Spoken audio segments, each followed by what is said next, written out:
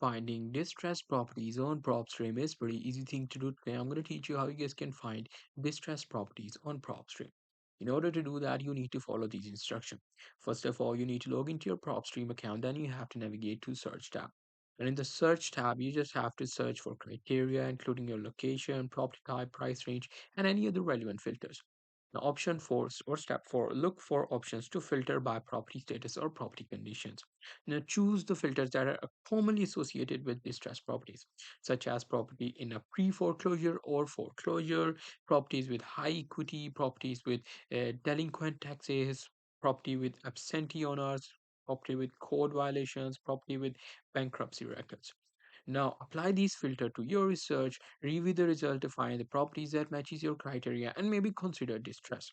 Analyze each property to assess its level of distress and potential for investment. Consider factors like property condition, location, market value, and potential renovation cost. Reach out to property owners or real estate agent and necessary to explore potential investment opportunities further.